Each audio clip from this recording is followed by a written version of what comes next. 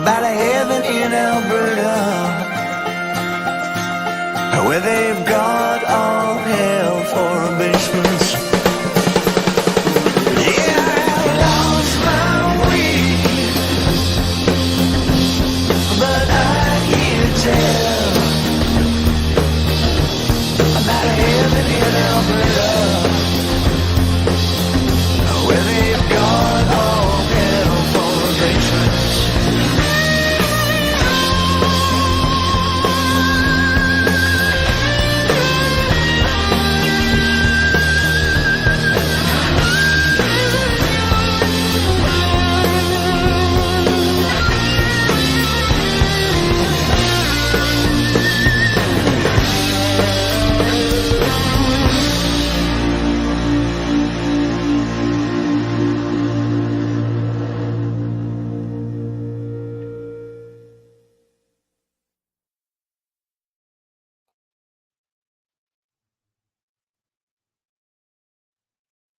All right. Hi, everyone. Frankie here, New West Reset. Hello. How's it going? Welcome back. And thank you very, very much for shooting in, joining a fella here for another one, another live stream. New West Reset Live, episode 57. Great to see all of you. The best part of my week. Here we are, Friday, 5 p.m. local time, mountain time, and as per usual, we're coming at you from Calgary, Alberta, Canada, up in Canada land, eh? Oh, for sure there, eh, buddy? Beautiful day today. It's still plus 12 Celsius. Sounds crazy. Beautiful. Gorgeous. It's mid to high 50s Fahrenheit, you know. Snow is rapidly melting for now. Of course, I just jinxed the whole thing by opening my Yap and going on about it. So, yeah, way to go. Anyway.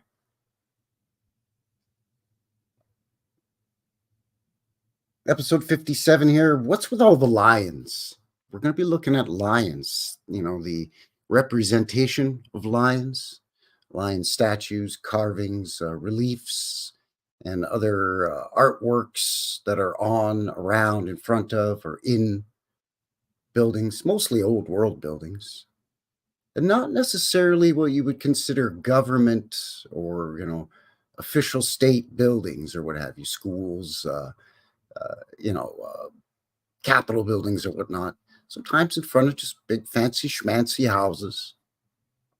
Sometimes on office buildings. Seems there's no rhyme or reason, except that if it's what appears to be an old world building, it's going to have some lions on it or around it. I don't know. This topic sort of comes about from George, a friend of the channel, subscriber, who sends me a lot of photos, and he sent me a folder of photomographs. And within that were some old pictures of the Center Street Bridge here in Calgary. And there's lions on that bridge. Now, I've taken you there boots on the ground with my tour of Chinatown here in Calgary. I believe it was last summer, I think. Anyway, we crossed that bridge and we had a pretty good look at the lions, but he sent me older photos from the 20s and so on with the lions. And that sparked my interest in looking at what's the deal with the lions, because we see them all the time. And I ain't lying. Ha, ha, ha, ha. Anyway, be that as it may, that's what we're going to be talking about here. Got some photos to share with you with said lions from Center Street Bridge, as well as other photos of lions sort of locally. And as mentioned, we're going to sort of peck away like a woodpecker, I guess. Yeah, sure, like a woodpecker. We're going to peck away at the layers or the barky rings. I don't know. I'm losing it here. It's going off the rails already. But anyway, we're going to just poke some holes in this thing by just exploring what the official story is by Why the Lions, why everywhere, right? Lions, lions, lions. Heck, even the old Sphinx was thought to be a lion there over in the Egypt land. So, it's fairly well accepted. So, I don't know. I've got my own theory, hypothesis, which is why I framed the title of the stream the way I did, in the form of a question. It's like Jeopardy around here. Because I don't know. It's just my own theory. As, digging around with this stuff, I sort of came up with something. Maybe. I don't know. Maybe a guy's just bonkers. I don't know what's going on. Anyway, don't want to get too ahead of myself. Welcome, everybody. Once again, appreciate you kicking off your weekend with yours truly here. It's Friday. As mentioned, just after 5 p.m. Mountain Time. It's the 15th of March already. So, yeah, thanks for joining me here from Calgary, Alberta, Canada. Let me know where you're shooting in from. There in the box, say hello. And while you're at it, while you're, clickety-clacking on your keyboard or pressing buttons on your device, maybe consider giving a guy one of these, thumbs up. Just pushes me out into the algorithm a bit. It helps a guy out, I get approached a lot behind the scenes or in comment sections or through emails, generally. Hey, Frankie, how can we help you out with stuff? And to be quite honest, the best way to help a fellow out with the channel, in terms of, growing the channel and spreading what a goofball Canadian is doing up here in Calgary with the channel, the best way to support me is just to interact. Right? That's why I started sharing this with everybody in the first place, is because I wanted people to kind of look at their cities and towns with a more critical eye. And maybe we could reach some commonality through our investigations. But I've also always said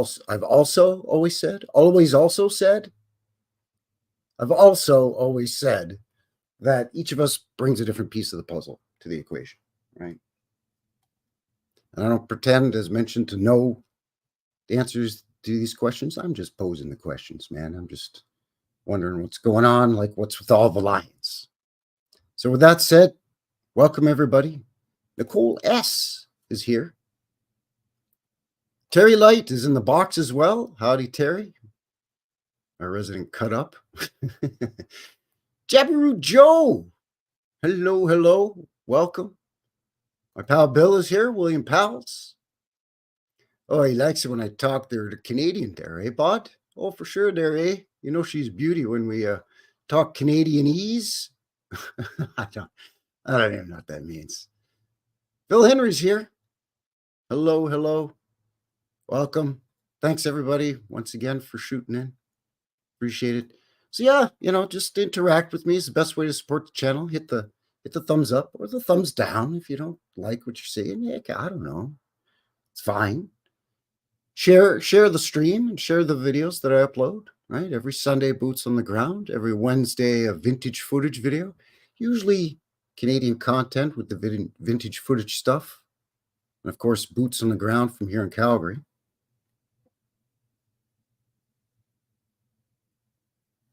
And subscribe.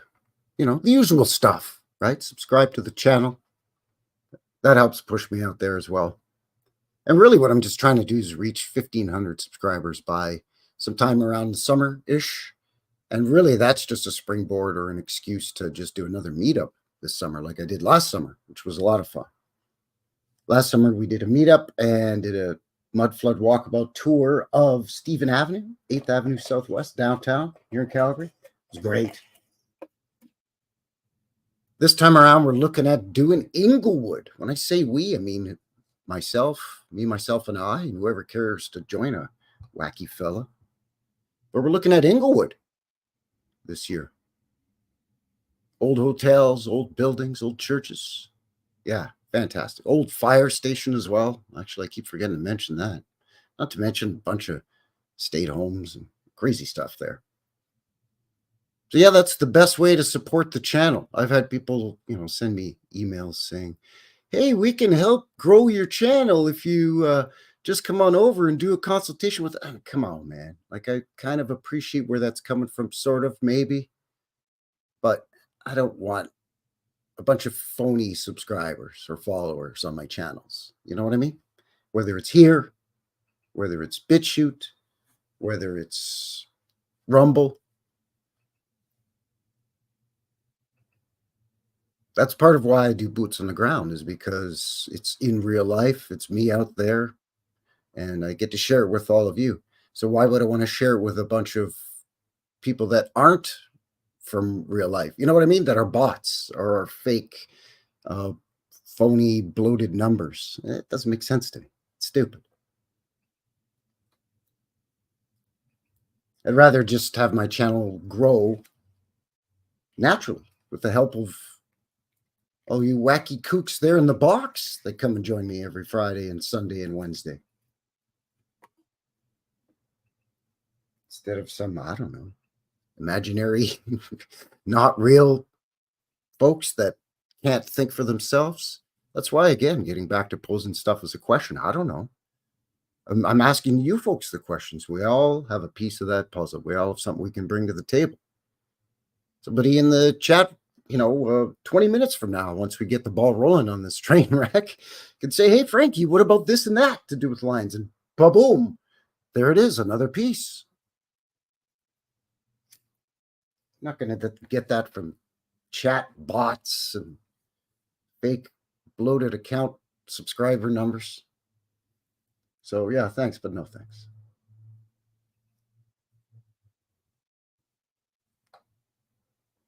So with that said, once again, welcome everybody. Appreciate all your support. Title's here. There he says, prepping for the sirens. Yeah, it's a beautiful day, so the window's open. So you're gonna hear some sirens of some sort, you know.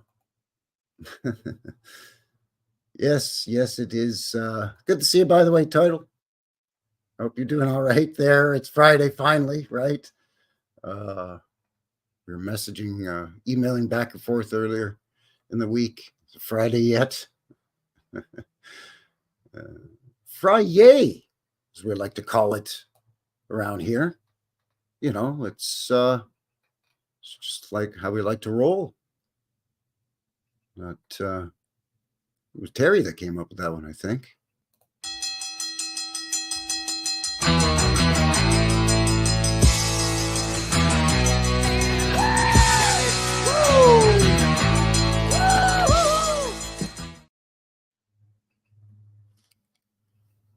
There you go. It's Friday.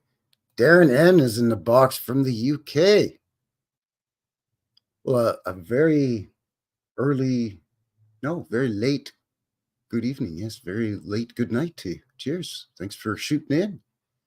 The big gush in the box. Welcome.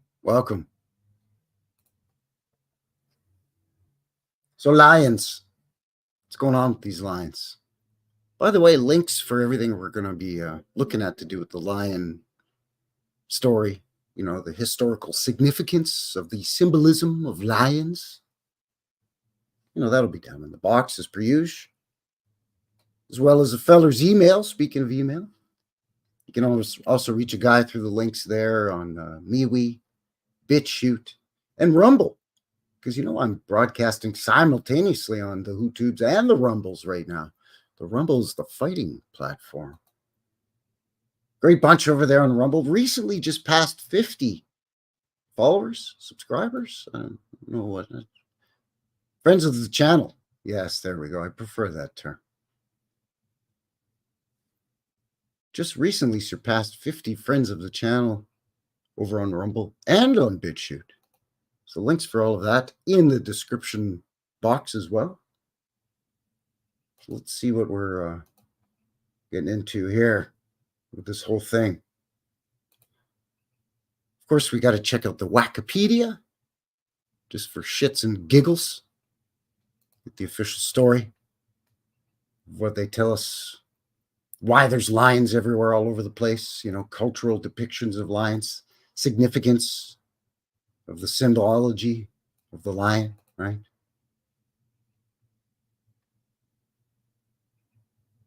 Cultural depictions of lions are known in countries of Afro-Eurasia. The lion has been an important symbol for humans for tens of thousands of years. The earliest graphic representations featured lions as organized hunters with great strength, strategies, and skills. In later depictions, human cultural ceremonies, lions were often used symbolically and may have played significant roles in magic as deities or close association with deities, and served as intermediaries, and clan identities.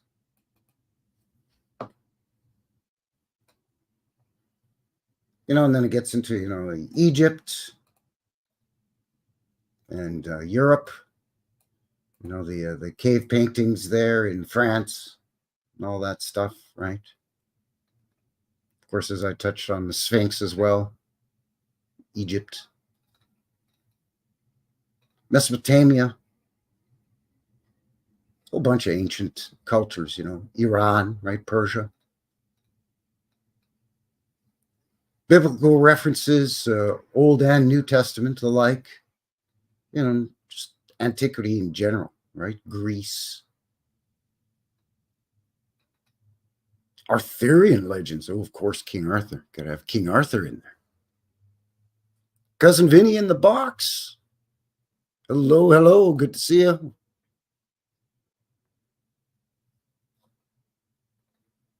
And it's in the Christian faith, the Islamic faith, the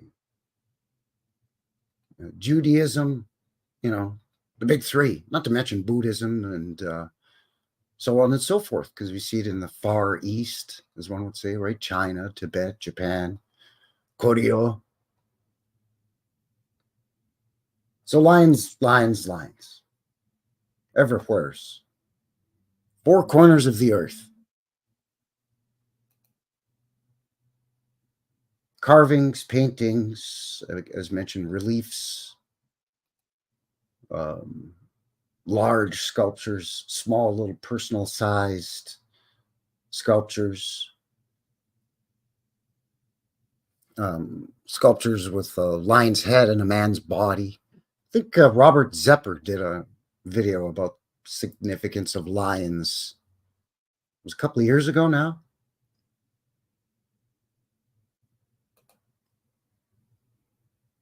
So just to get a more modern perspective on it, just in terms of today, right? All of us being packed into cities. Well, not all of us, but a lot of us. So you don't necessarily have to go to Egypt or Greece or to Rome to see statues of lions. Obviously, here in the New World. This is where it becomes a bit sketchy for a guy, okay? Because I could see lions in Egypt. Okay, sure. That's Northeast Africa.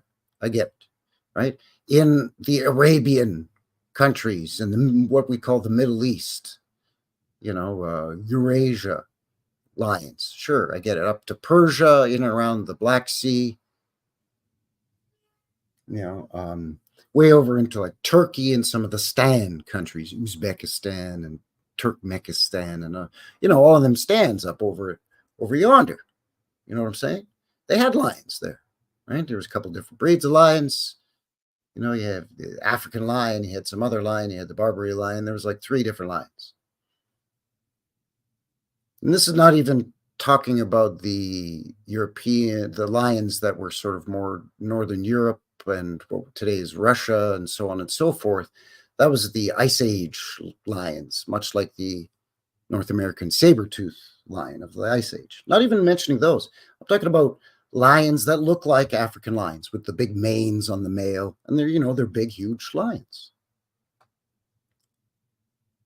So I could buy having lions in the culture and in the symbology within certain regions that would have lions, or perhaps regions that expanded into areas that had lions, right? Like the Roman Empire, covered so much of the ancient world, so we're told anyway, that, you know, even though there weren't lions in what is now modern day Rome, you know, in Italy, there were lions in territories that were controlled by the ancient Roman Empire. Again, by history, right? But when you get into the UK, one, I guess, could still argue, you know, oh, Roman Empire influence. Because, you know, why does the lion appear in British coat of arms and have to do with the crown and the monarchy? And, you know, there weren't African or large maned lions roaming around the British Isles. And then it gets really weird when you get into the so-called New World over here, right? In the States and up in Canada land, and even down in South America, Mexico, Central America, and South America. Didn't have African lions, maned lions, large cats, sure, jaguars and leopards, bobcat, lynx, so on and whatnot and so forth, and who's it? But come on, big, giant, maned lions. You know, like this article here, but this style of lion, like in, you know, in New York, here in Calgary, out in Seattle, like I don't know, down in Savannah, Georgia. Like, it doesn't matter. In like Honduras, you know, in Peru. Why? Again, statues like this, or a medallion like this, a relief, you know, or some kind of applique, whether it be some kind of polymer or cement, concrete of some kind, or whether it be, you know, something else, and then it's just applied to the side of a building or built into a brick building or something. So here they say that lion statues are a symbol of strength and power, and they help protect your home. Symbolism plays an important role in home design. This, by the way, is marbleism.com, talking about marble and other lion statues, but marble and whatnot. The objects and artwork we choose to display in our homes can reflect our values, beliefs, and personal style. Lion statues can be a powerful way to express your individuality and create a home that feels both stylish and inviting. In this article, we explore historical significance of lion symbolism. So, okay, let's see what these clowns have to say. Lions have fascinated and inspired humans for millennia. Their majestic appearance and powerful presence have made them a symbol of strength, courage, royalty in many countries around the world. But say that they've fascinated and inspired humans, but even humans that have never witnessed lions and why they're seen as such. You know what I mean? Like, I've never seen an African lion in real life. I've never been to the Serengeti on some kind of safari. I don't know, right? All I have to go off of, well, aside from modern media, like, I don't know, nature documentaries that I can watch, you know, but maybe old film. But other than that, really, all I have to go off of are pictures in a book or photographs and these statues. So if these statues are carved in such a way as to portray or to exude power, then of course I'm going to start to associate lions with power, even if I've never witnessed a lion in action. You know what I mean?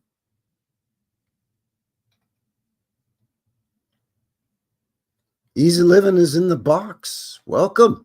Howdy, howdy, howdy. Thanks for shooting in. Three Fingers is here, as well as Chassis Nix. Howdy, Chassis. Rob Pollard. Welcome, welcome. Lincoln, UK in the box. Deadly Man, BC. How's she going there, eh, Bod? Thanks for shooting in. Appreciate it.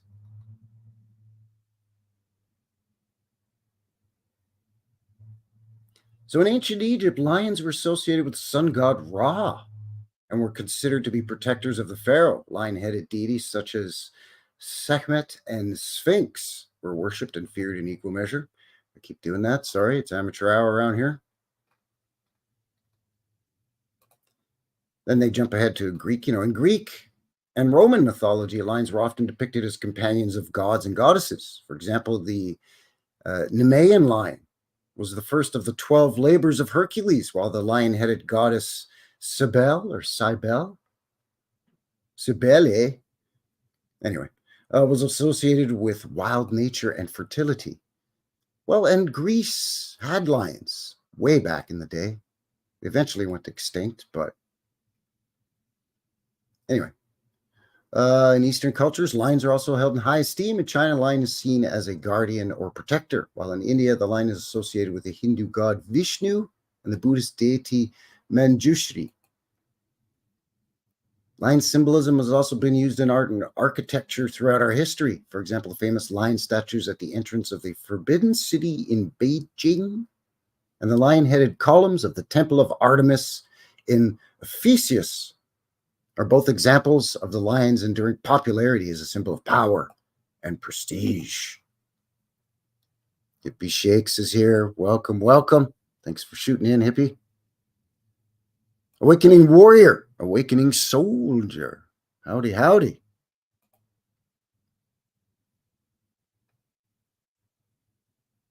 Today, lion statues remain a popular choice for home decor and public art. They are a reminder of the lion's enduring significance as a symbol of strength, courage, and royalty. So basically what they're saying is if when you put it around your house or garden, it's to remind you of what the lion's symbols. Not to remind you of the actual lions and what they actually do, just of what we tell you the symbology is of a lion. Strength, power, glory. Okay? Strength and power. Strength and power. It's all about the strength and power. Ooh, look at this bronze fella. But it's always the African lion, right? Again, that makes sense if this is in Turkey or somewhere in Greece. Maybe even somewhere in Iran.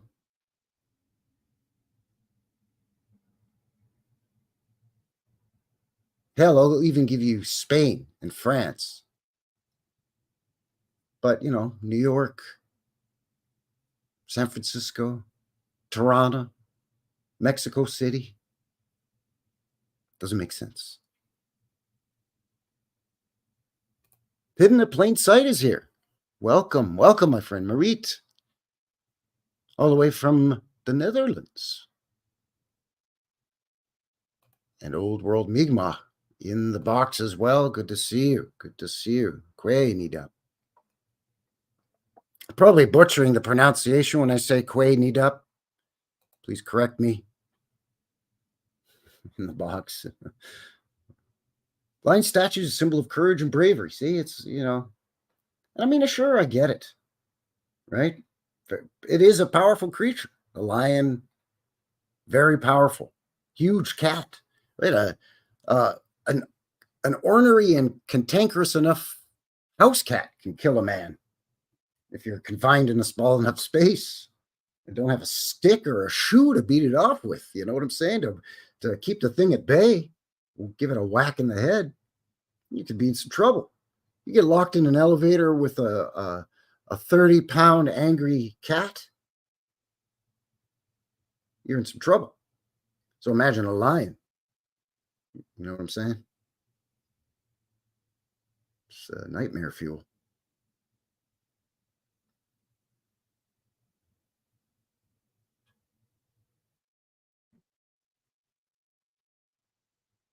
Just checking the box here.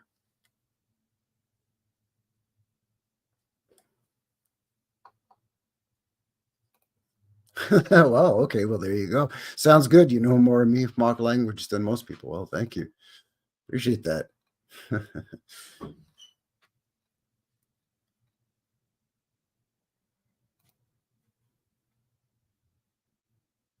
No cat whack. No, I wouldn't. I wouldn't harm an animal. No, siree. I love animals. Cats, dogs, wild. I respect wild animals. I had a cat, and it was a Maine Coon as well. Well, what do you know? Have I talked about this before? His name was Cooter. Yeah, he was a stray. When I took him in, he weighed like 34 pounds. By the time I was done with him, he weighed 38 pounds. Resonant properties. Welcome, welcome. Yeah, lion ship go, ocean liner, lion is Satan's sail, Italian sons, lion's heart. Yeah, well, we're going to get into some of that with the Phoenician for sure, as well as the Italian connection to do with the church. A lot of that actually, you find that if Robert, Zepper's video from I believe about 2 years ago. So you get stone or metal, whether it be bronze or what have you, and yeah, there you go. Lions for your home, so it doesn't even have to be in front of state capitol building or in front of I don't know, some big Roman, old world Roman, on some big old Roman fountain, something like that.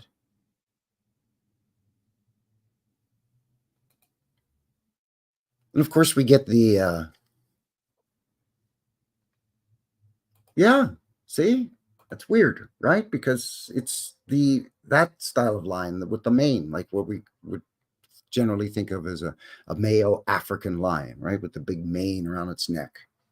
Kind of like a Maine Coon cat has a mane around his neck too, actually. Mine did anyway. Long pointed ears. Super huge cat, man. Like these cats are huge. But they're very nice. They're good natured.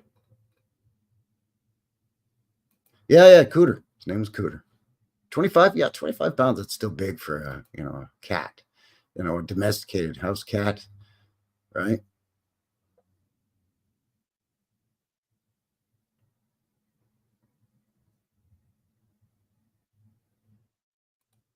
Yes, indeed. Prosperity, success, guardianship, wisdom, oftentimes as well, strength, courage, and of course, a group of lions or a family group of lions or extended family group of lions is a pride of lions, right? Again, echoing the characteristics of lions, or what we're told are the characteristics of lions. But then you have the wing lions. It's actually from marbleism.com as well, just a separate article.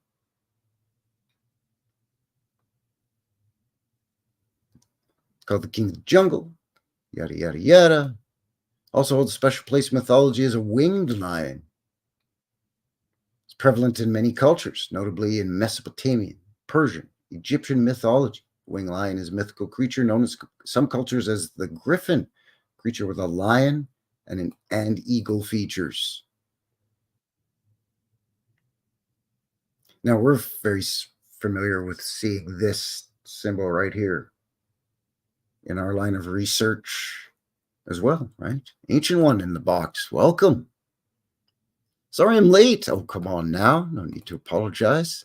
Just kick her back and take it easy there, bud.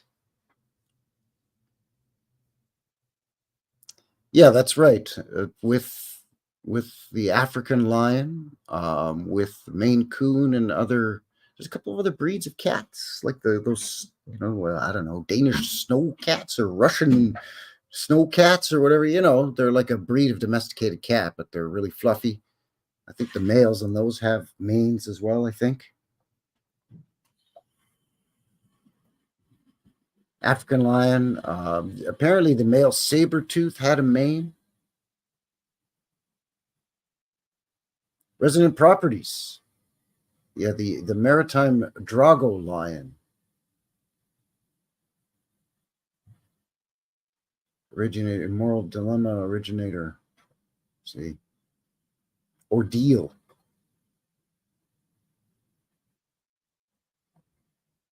So it could be a case of the message, the inversion. We often see that in their symbology, and they're hiding in plain sight, hidden messages that they send out there, the little hints. It's often flipped or reversed or turned on its head, right? Good luck symbols, such as the ancient swastika symbol, which is found in ancient cultures all over the world as well. Even here in the, quote, New World, right? Indigenous First Nations peoples in the New World used that same symbol that was co-opted and flipped around. And that's just, a tiny, tiny tip of the iceberg of how everything's flipped and turned on its head. Welcome, welcome. Old World, Michigan in the box. So what's a winged lion called? In various mythologies, including Greek, a mythical creature, lion with wings, the body of a lion, the head of an eagle, and wings is called a griffin. This mighty creature represents mastery of the earth and sky and is linked with might and wisdom. Griffin was the most popular and best ornamental motif in the ancient Middle East and Mediterranean region. It's not a griffin, though. It still has a lion's head. It doesn't have an eagle's head. Symbol came from several cultures. Its patron saint evangelist, Saint Mark. Mythological symbol features a lion with wings like a bird. It's a symbol of Venus. It also represents wisdom, knowledge, and a sword that represents the universal symbol of justice. Although it doesn't have an official or political meaning, the winged lion has a popular and religious origin. So again, it's either the church, the crown, both, major corporations, countries within their flags or their symbology. Corporate logos seem to adopt the lion for what they tell us is all the same reason: power, strength, vigilance, pride, protectorship, bravery, vigilance, all of that, right? The winged lion of Venice, get a load of this thing. These weird looking lions, right?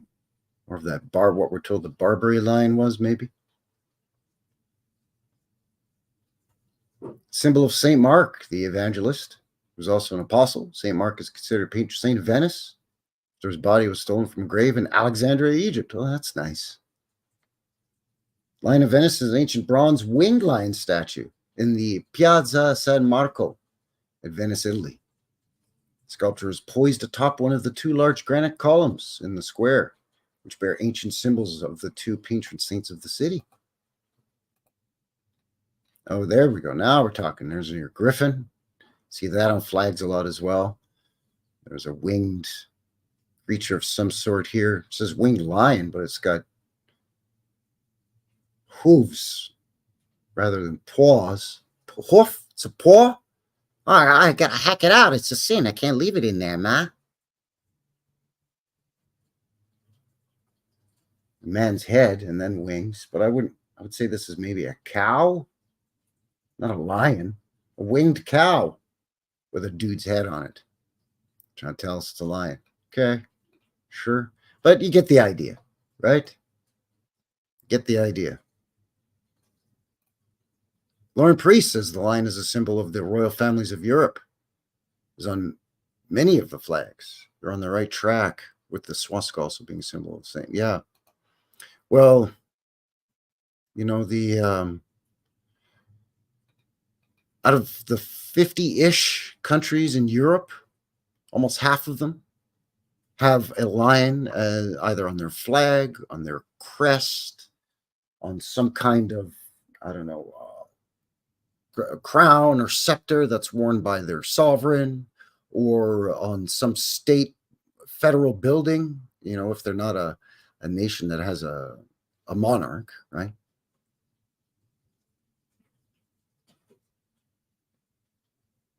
Just lions all over the place. They get people. You can't swing a dead cat without hitting a lion out there. for some reason. Just all over the place. It's peppered. They got silly with the lions. And again, I get it. I get it. Power, so on and so forth.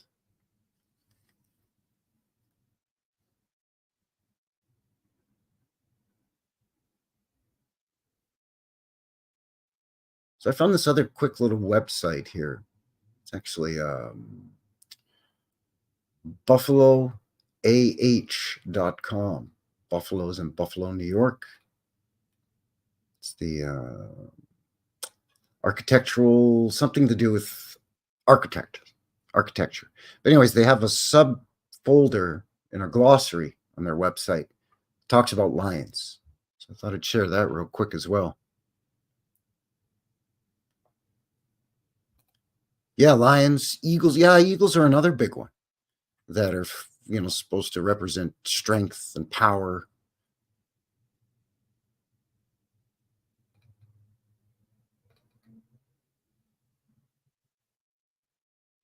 Just share this here as well, real quick. Sorry, where am I? There it is. So as mentioned, buffaloah.com, and this is the subsection in their glossary of lions, and they just feature a lot of furniture or architectural features, mostly in residential, but in some buildings, churches and so on and whatnot, castles, of just lions, whether it be a paw, a foot, his hoof, a paw, or a face, or what have you, right? So lion, king of the beasts, and always a favorite animal symbol in furniture, interiors, art, and architecture. Lion in Egypt. In ancient Egypt, the lion was associated with water and was usually shown at rest, carved with a formalized ruff-like mane. So you go water, and the Phoenicians, touching on that a little bit. Here you go, the feel like temple of Isis in Egypt. There's a lion there, its face removed. Oddly, just like the lion's face of the Sphinx was damaged and reshaped to be a human face, apparently. Lion in Greek and Roman period. The lion was a symbol of a fallen hero. It was also used as the guardian of gates, temples, and public buildings.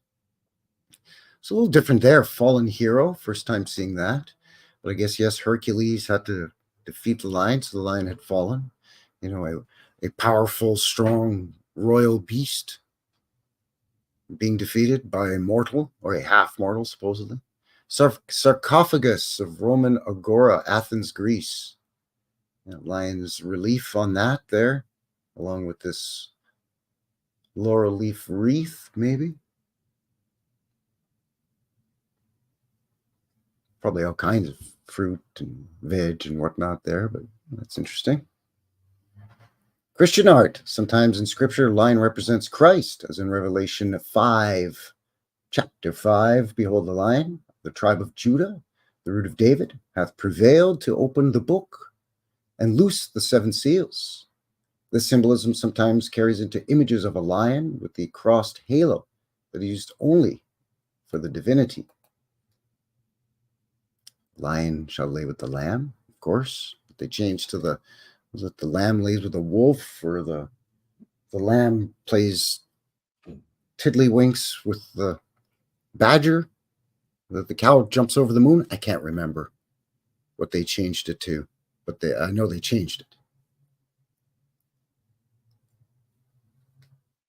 Because I remember not only my grandparents, my granddaddy and my grandma's house, their old little farmhouse, they had a picture on the kitchen wall, of course, of the Queen, of course. But they also had a picture of a lion laying with a lamb. Not a photo, a picture. As well as a picture of Jesus. But also my great-grandparents, up on their little farm, way up in rural Quebec, they also had a similar picture of a lion laying with a lamb. But they didn't have Queen Elizabeth II up on their wall. They had King George V up on the wall still. And, of course, picture of Jesus. But I mean, come on, a lot of people know the the lion and the lamb and the lion and the wolf, or the wolf and the lamb switcheroo. Come on. Come on.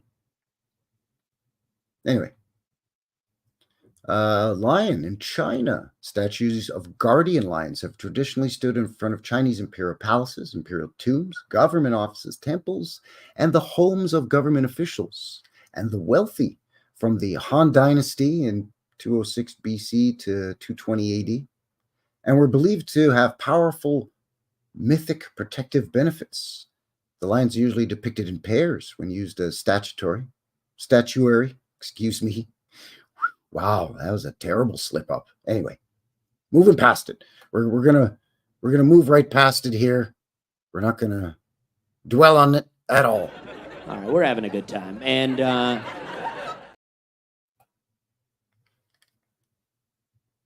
Anyway, the pair would consist of a male resting his paw upon the embroidered ball, imperial context representing supremacy over the world, and the female restraining a playful cub that is on his back, representing nurturing. Okay, 2 lions and a cub. Okay, let's see what we got here. Yeah, there you go. Squishing it? No, just playing. Just playing. Don't worry. It's the Summer Palace. Oh yeah, the paw on the supposed globe. It's interesting. It's got the dollar bill, y'all. Yeah. This lion's making it rain. It's got to get symbol for the dollar. Obviously a coinky dink, I'm thinking. Maybe, possibly. There's a lion dragon. It's weird. And of course, other stuff. Okay, it's neat. Library in Scranton, Pennsylvania. See, there you go. That's a very interesting pose for this lion. Now, if you remove the mane, you could almost say that that could be, a jaguar or a leopard. New World large cat. Almost looks a little bit like the Lion King, the original Disney animated Lion King, just in the style of it. No? Wonder if they use this as some inspiration for like Simba or something, or what was Scar, the bad one. Here we are in Greece. This is the Lion's Gate, supposedly about 3,000-year-old carvings of lions. And as mentioned, ancient Greece at one time did have lions, like actual lions. Oh, Venice, Italy. Oh, a winged lion. Just like the lion, the witch, and the wardrobe. I don't know. So yeah, representing the crown, representing the church. But then we're told, power, grace, wisdom, strength. Lionsgate Bridge in Vancouver. Well, yeah, and then you have the BC Lions, right? The football team, the Canadian Football League football team, the BC Lions.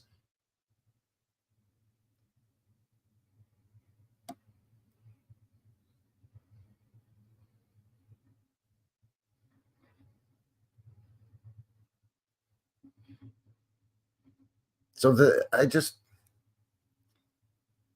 decided, okay, you know what? Sure. It seems like no matter where you look and no matter what type of lion you're looking at, whether it's a lion statue in Egypt, whether it's a lion's statue in, I don't know, Belgium, or in China or Japan, it doesn't matter. Anywhere in the quote unquote old world, the maned, the male lion with the big, fluffy, woolly, hairy mane around his neck and a little going a bit down the back. No matter where you look, it's going to tell you it symbolizes power, strength, wisdom, authority, so on and so forth.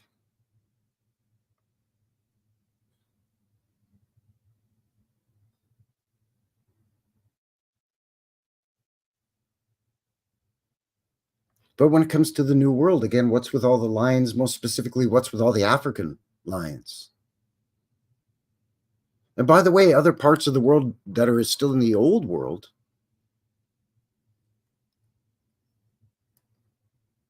don't they have other creatures and animals that would represent power and strength that would be local, that wouldn't be an African lion, right?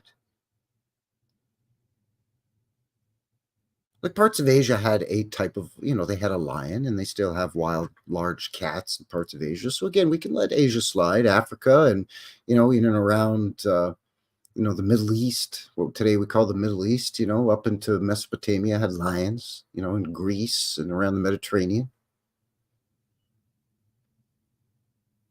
But you'd think, well, the UK, well, that's strange, right? Because there was wolves and bears, right? In Europe and in the Middle East in general, the horse could be attributed to have a lot of the same qualities that are given to the lion,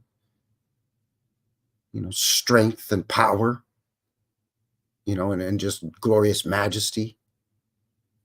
And horses were used all over Europe, as well as, again, in Africa and the Middle East and Arabia and so on, over into Asia, up into the steppes of the north of Russia, and what we now call Mongolia, Tartaria land.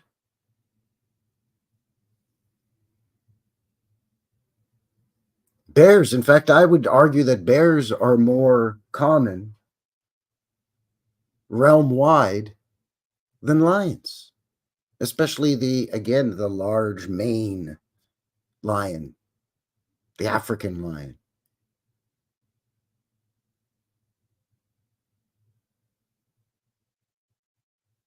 In the New World, there's bears on every, continent. North America, Central, South America, there's bears.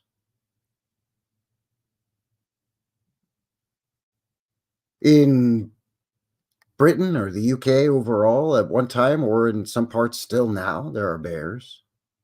Europe, there's bears. Asia, Russia, bears.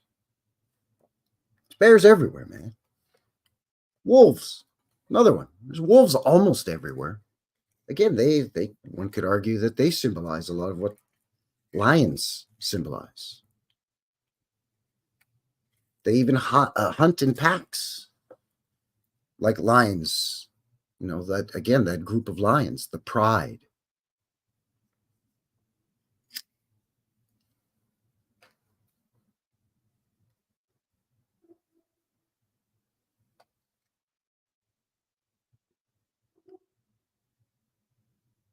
Now, if you want to talk specifically the New World and lions, even, then it seems strange to me that here locally, and by locally, I mean in and around the Canadian Rocky Mountains, Alberta, maybe some parts of northern Saskatchewan, where there's the hill country up there, British Columbia, of course, Northwest Territories and the Yukon, reaching up into Alaska, back up into the northern U.S. state of Alaska, right? And then all the way down into the U.S. in general. But I can speak from experience because I've seen them. We have lions here. So why bother carving for a statue or some medallion or some relief work to put on your fancy building or in front of your home for a good luck charm, an African-style lion, when we have our own lions here? They're known as the puma, mountain lion, cougar. It's all the same. And they have a vast territory here in the quote-unquote New World. But I don't have to go more than about an hour in a car, maybe not even 45 minutes, sort of west of me. And once I start getting into the heavily forested rolling foothills, just at the base of the Canadian Rocky Mountains, man, that's cougar or mountain lion territory. In fact, in one of the big city parks that is right here in the city of Calgary, Fish Creek Park, there's cougars that live there. They've been known to attack people's dogs when they're out walking their dogs, much like the coyotes do. They're an opportunist hunter. Now, the only difference between the North American mountain lion or cougar or puma is that they don't live and hunt in packs or prides. They're more of a solitary creature.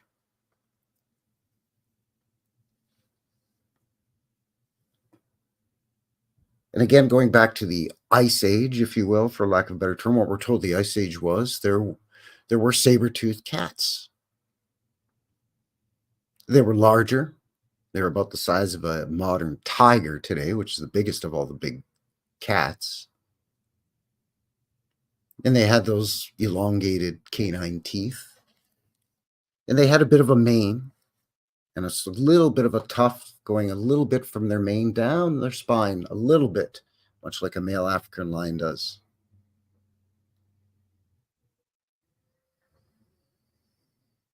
So wouldn't it make sense to carve a puma or a mountain lion statue or something into the side of your building anywhere from, Saskatchewan west into British Columbia up here in Canada, or anywhere sort of west of, I don't know, the Dakotas in the United States, all the way down again to Central America, South America. And eventually it gets a little bit too hot for the cougar or the mountain lion down there. So then they swap that out for, jaguar, panther. But basically it's the same thing. It's just, got spots or what have you.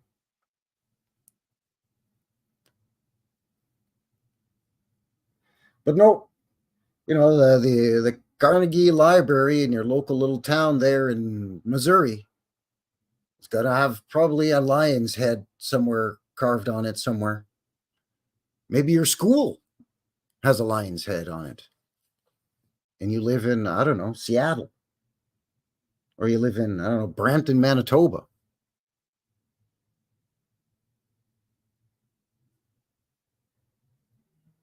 Oh, yeah.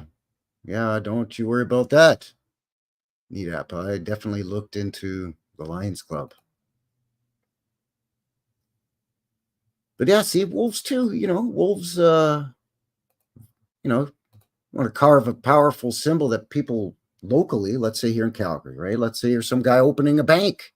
Back in 1896, you're going to build a bank, right? So you hire a local construction company to build you a 2-story brick building with some nice sandstone, fancy architectural details on the front of it. So people know this is the highfalutin place to take your money there, cowboy. So he rides in off the dusty trail into town here in Calgary in 1898 when the bank's finished being built in 2 years, with a population of, 1,000 people. And how does he know it's safe to keep his money? And well, he looks up and he sees a carving of an African lion. Like, why not a bear, a wolf, a mountain lion? Hell, a moose. A male moose. You ever seen a male moose with their massive antlers? They're huge. They're way bigger than a horse. You encounter a full-grown male moose out in the woods, that'll scare the living daylights out of you. And I ain't lying. Trust me. I've also seen moose out in the wild. They're massive. And they find their way into the city sometimes. They just wander in, doop, doop, doop, doop, following the river valley, eating some delicious, moist grasses and roots and stuff that grow along the river banks. They get tired. They nestle down for the night. They get up in the morning. They keep munching their way down the riverbed. Eventually they're in some city park. You're like, how did this big-ass moose get here? But again, a moose could symbolize strength and power. Yeah, man. Like what you see in Alaska for moose, that's what you're going to see here in Alberta too. And over in Quebec and Ontario too, around the lakes and up in Newfoundland, Labrador, oldworld Mi'kmaq. I'll tell you about that over in the east. Much like in the eastern United States, right? Vermont, Maine, big, huge. They're massive. They're massive. So you carve a moose head or a moose in front of your bank. Yeah, your local cowboys can be, what's that? Well, I recognize that beast. That's a moose. That thing's powerful. Wow. I can trust that their bank because they got a moose out front. No, but no, a lion, an African lion that nobody in Calgary, Alberta has ever seen, unless they've seen something in a picture book.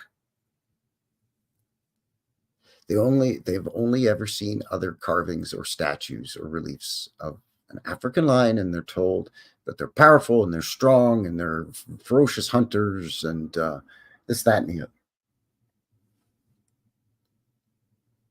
Yes, they are delicious. I agree 110%. They are delicious. But they're big. Like 1,500 pounds, 2,000, like as heavy as a bull, but with long legs. You know what I'm saying? They're big. But they can be ornery and feisty, just like any other big beast, especially during mating season, right? Or rutting season. That's why a lot of them have horns or antlers. So they've got to bash their heads into each other to chase off the rival males, right? The alpha males and so on and whatnot. And that's where I'm going with this, with the lions.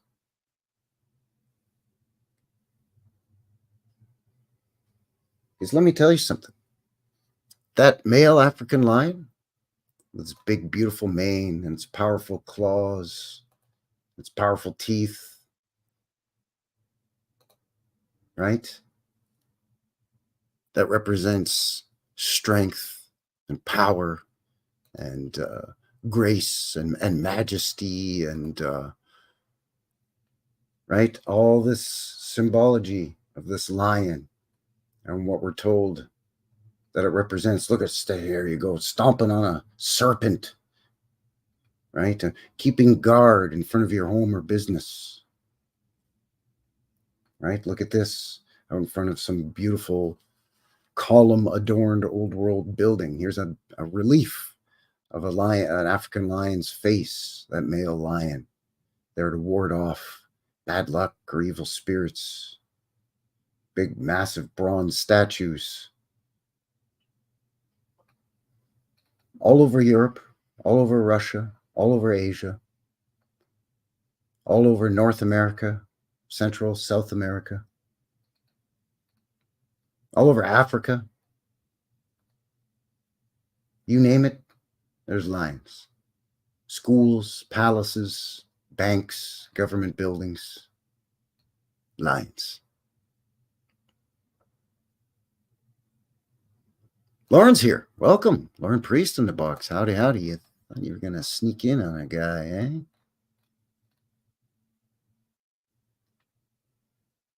Well, I mean, different subtleties in the facial expression are meant to convey a little bit more specifically what that lion is supposed to represent, whether it be guardianship or luck or whatever, right?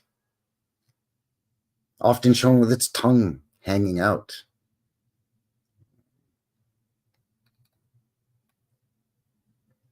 But you know what I say? I want to get back to the flipping of symbology and the meanings, the true meanings of things. Like how when most people today look at the swastika, it conjures up images of that bad mustachioed feller, that little short guy with the rather unique haircut and fashion sense back in the day over in the WW2. And a lot of people, even today, even with all of the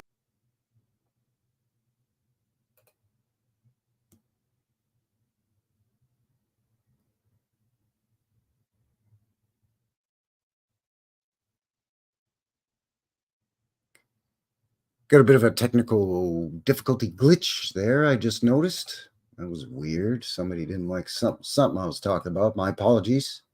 Hopefully you can hear me okay here. Let me just check and see. Yeah, okay. Sounds like I'm coming in okay. Let me know in the box. Yeah, the Monopoly guy. Yes, the mustachioed feller.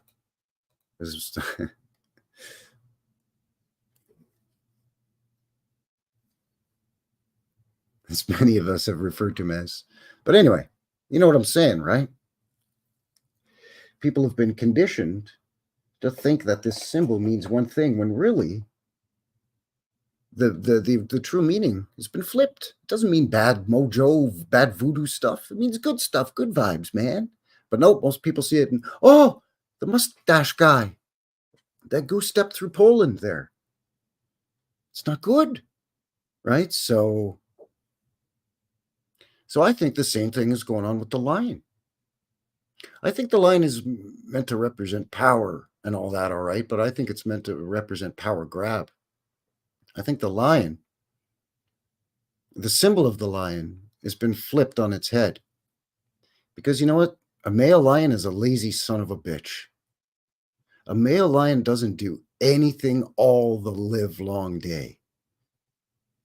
The alpha male lion may, with a couple of the older, more senior other male members of the pride, may get up early in the morning and roar to let all the other lions and lion prides know that, hey, this is part of our immediate stomping grounds here, eh? Don't be coming or messing around over here.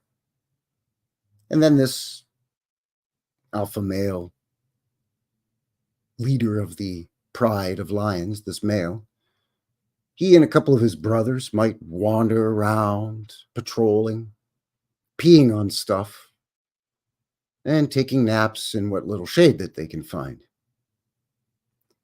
They're the laziest SOBs that good God Almighty has ever breathed breath into. It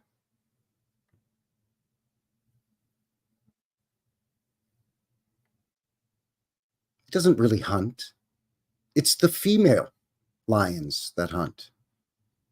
It's generally speaking the alpha female lion and her siblings and the older females that hunt, along with some older juvenile male lions and then female lionesses.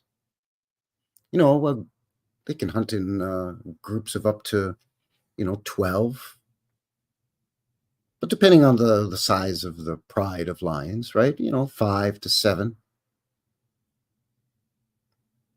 They're the ones that stalk and crawl through the long grass and spend hours in the hot Serengeti sun beating down on them as they patiently inch their way into position so that they can eventually use their inherent, instinctual, I guess, hunting tactics to weed out a weak or a sick out of whatever herd of whatever prey they're stalking. And they'll spend hours doing this. And their success rate isn't the best, right? For every 10 attempts, they might be lucky and successful once or twice. And it's hard to build up that much energy when you're teetering on the brink of starvation or hunger all the time.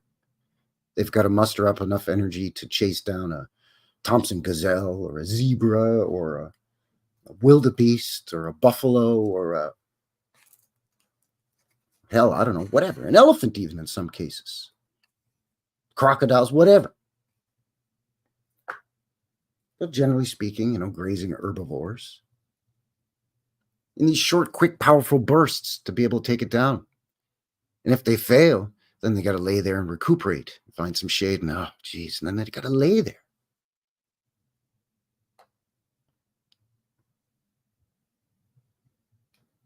Here is here. Welcome, welcome, welcome.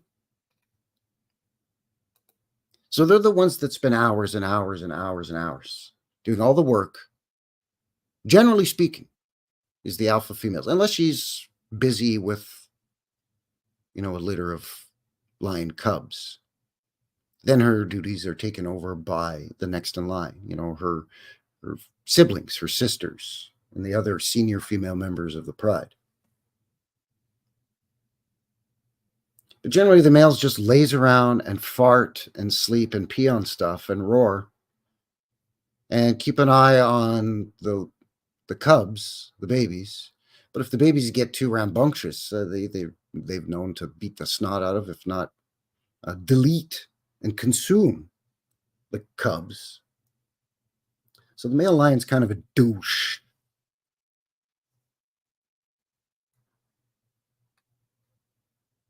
And really what happens is they just lay there and they wait.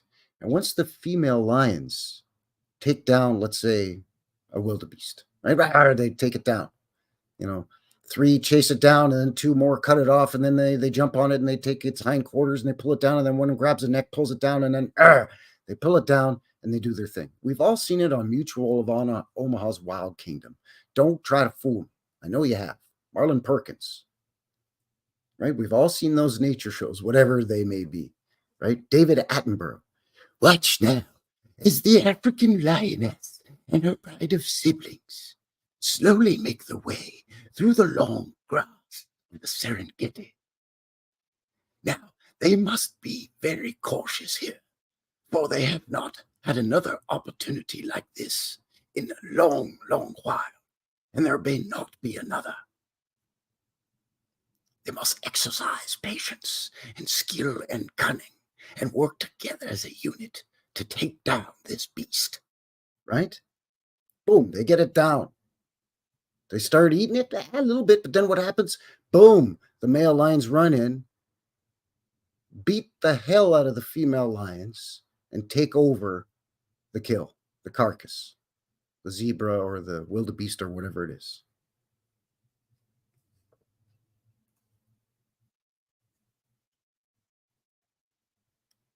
These lions aren't symbols of power, sure, but again, powerful animals are a dime a dozen in the realm.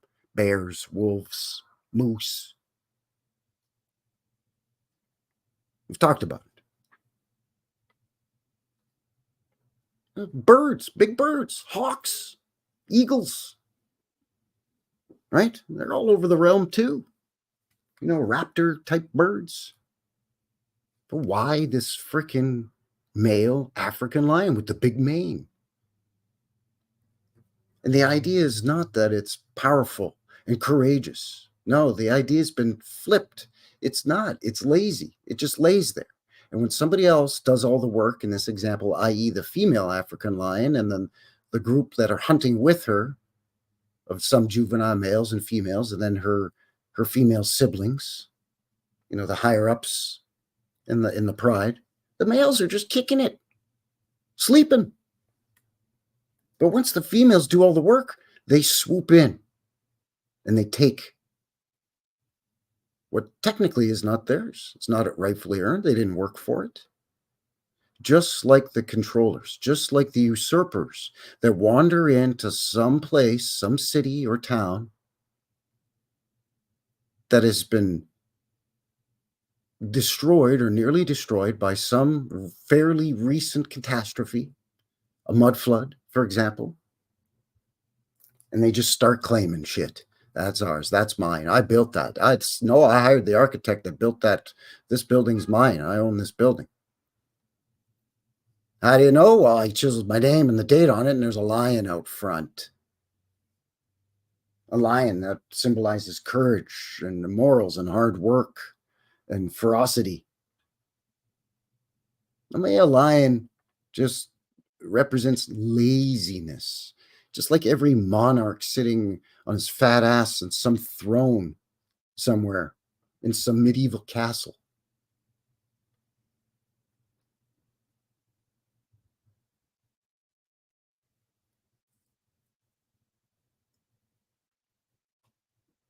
Bison. That's right, itchy bison. Rubbing on them buffalo rubbing stones.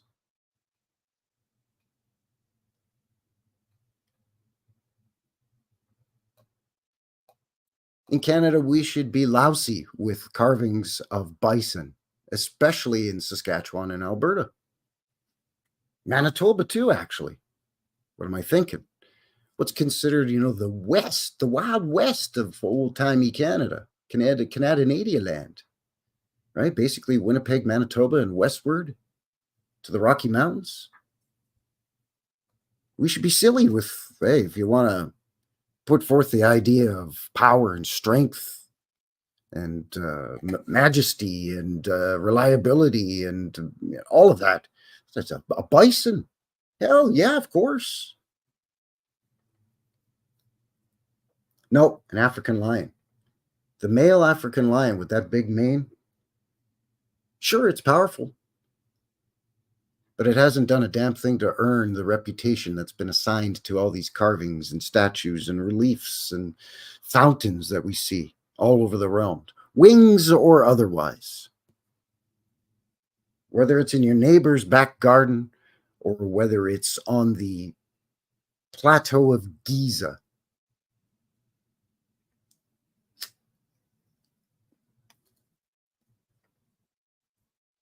You see a building, an old world building, and it's got a lion on it somewhere. The symbology or the symbology of that lion is power and strength, pride and you know, all these good virtues and strength. But really, flip that on its head. And that's what it represents. Laziness, usurper, just swooping in and taking what has not been built or made or earned for themselves.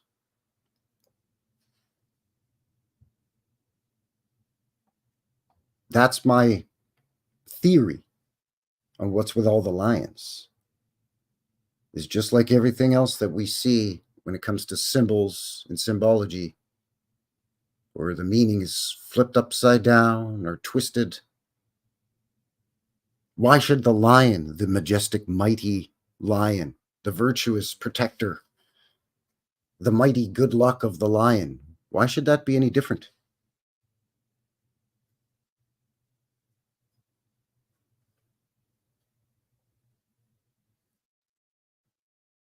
So with that, as per usual, we're roughly halfway through the show. I think I'm going to take a quick little pause here, a little mid-show break. I'm going to give you a sneak peek at your midweek, as always, coming up this Wednesday. Coming up, vintage footage. Well, this one's about 3.5 minutes long. The fella's got to remind himself of what it is. Oh, yes, it's, that's right. Officially, this is going to be, when it's released on Wednesday, it's going to be my first official vintage footage drop of spring for the year. Spring 2024. You're not going to be seeing any vintage footage videos going forward that have to do with winter activities like skiing or shoveling snow or ice fishing in the 1920s or whatever. From here on out, spring-related Canadiana vintage footage videos starting this upcoming Wednesday, but I'm going to give you a sneak peek at it right now. This is a maple sugar harvest. Well, they're harvesting maple sap to turn into maple sugar. This is some vintage footage taken from the early 1940s in rural Quebec. And it's got a snappy little tune that goes along with it. And as mentioned, about 3.5 minutes long. And then when we come back, we've got some photographs to look at and a little bit of video footage as well. Not vintage, but video footage of lion stuff that I found just here in Calgary locally, and only just in the last couple of years. So first up, the vidya, and then we'll be right back. So yeah, stick around. And here we go.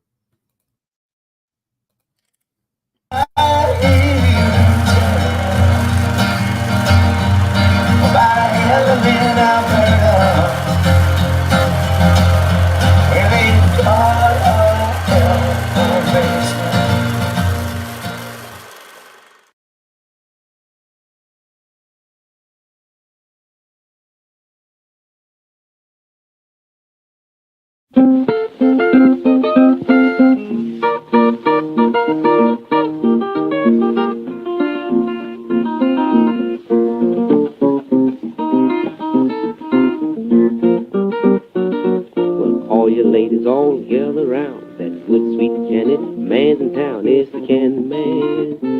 It's the candy man.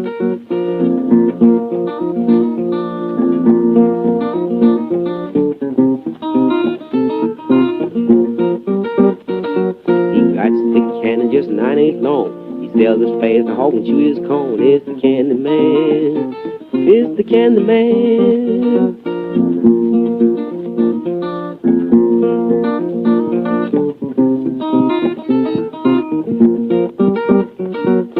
Oh, heard my sister Johnson said she always takes a candy stick to bed. It's the candy man. It's the candy man.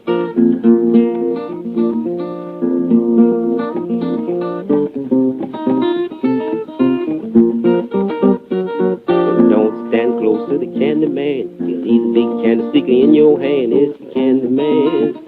It's the candy man.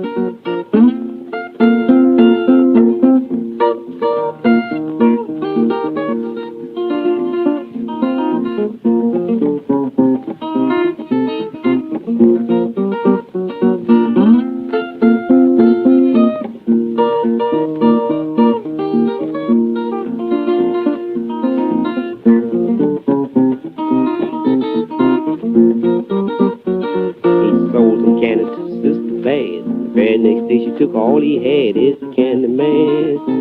It's the candy man.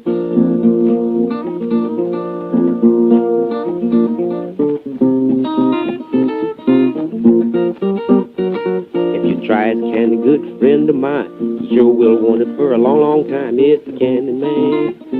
Sweet candy man.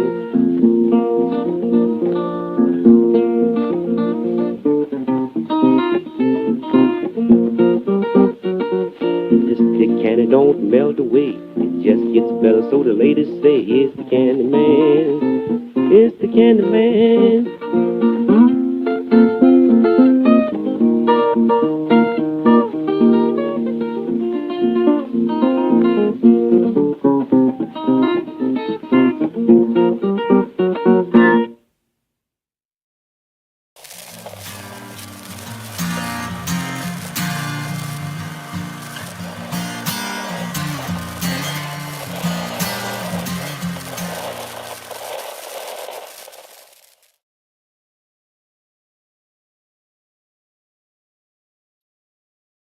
All right, and we are back. Welcome, welcome. Thank you once again for sticking around here. Welcome back, Frankie, New West Reset and New West Reset Live, episode 57. Here on this Friday, March the 15th, coming up on 6:30 p.m. Mountain Time, local time here in Purdy, Alberta, Calgary, Alberta, up in Canadian land, eh? Good to see all of you. Thanks for kicking off your weekend here with yours truly. Appreciate it. So it's good to see all of you for Friday.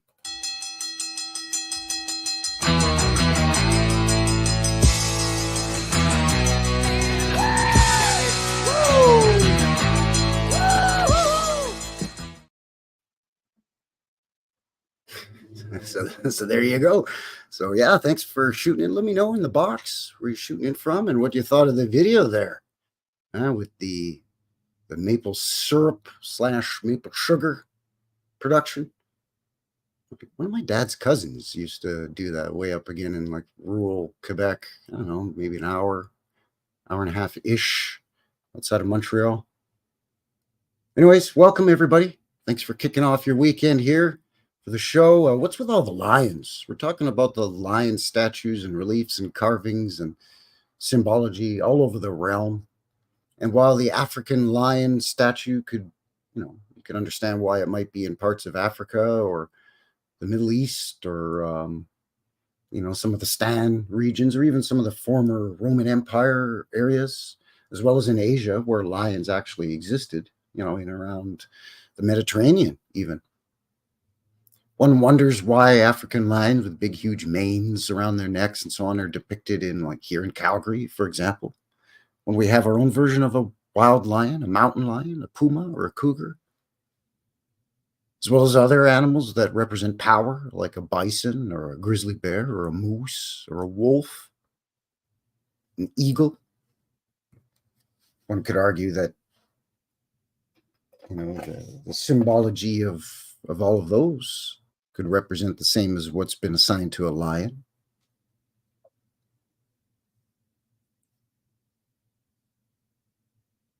So my theory is that the symbology of what we're told of what a lion is, majestic and powerful and strong, all the good,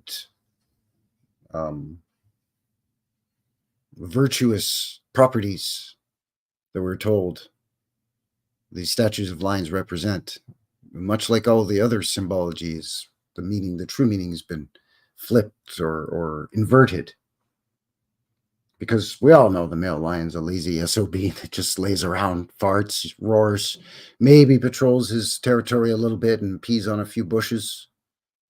He might chase off a couple of rival male lions to try to invade his pride, but all the hunting, all the taking down of the most important resource, the food, is done by the female lions. The male lion just swoops in at the last second once they've done all the work and takes it for himself.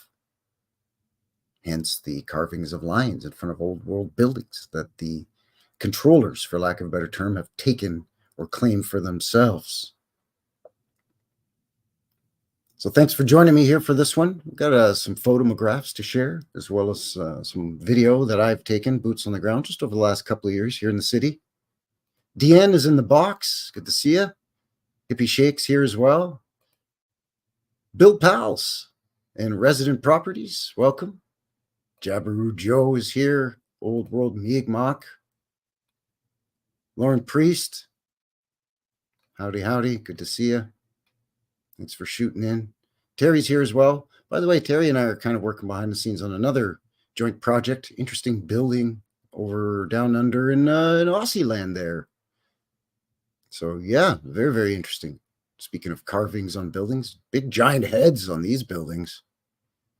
So look for that to be coming up here in the next couple of weeks. Yeah, also known as Sugar Bush. There you go. Yes, the Candyman. Sirop d'érable. Absolument, c'est délicieux. Sirop d'érable. Maple syrup. In this case, though, maple sugar. Delicious, absolutely delicious. One could see it's not a far cry from a moonshine still, though. Really, up in the hills in the forest where no one can see what you're doing out there, though. You know what I'm saying? Thank you very much, Ancient One. Appreciate it. Appreciate it. Thank you. Thank you. Thanks for joining me. There it is. Cousin Vinny's here as well.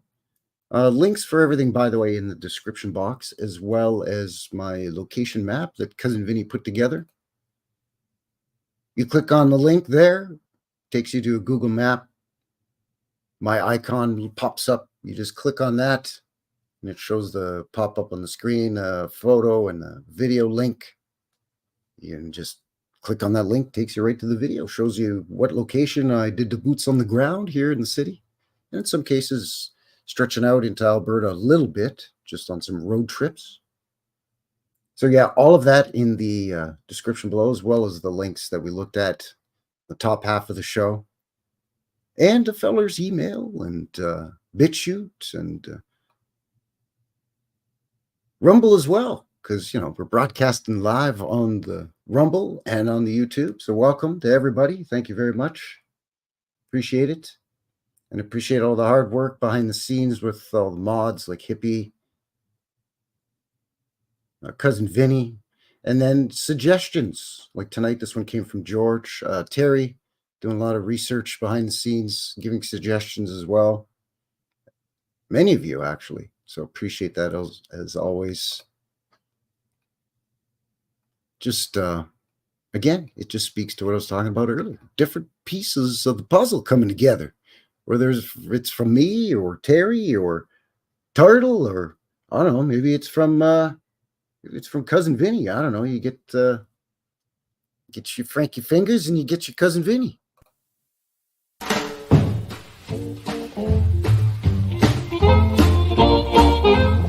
So now you know what I'm talking about with the whole New West Reset thing. No. What? No. What I said about Frankie Fingers. That Frankie Fingers and New West Reset are the same. Wait, what? Oh yeah, she don't stand no cheating. She don't stand none of that.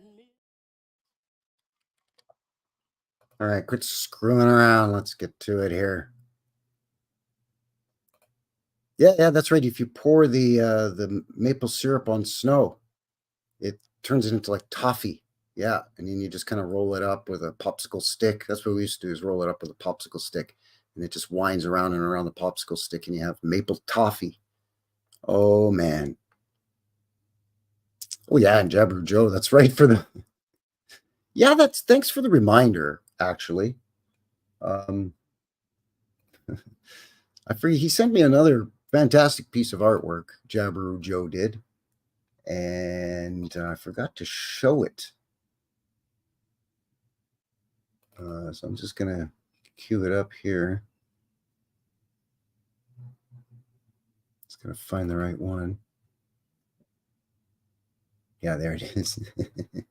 And we had a lot of fun. Speaking of behind the scenes, we had a lot of fun behind the scenes with this one too, didn't we, Joe?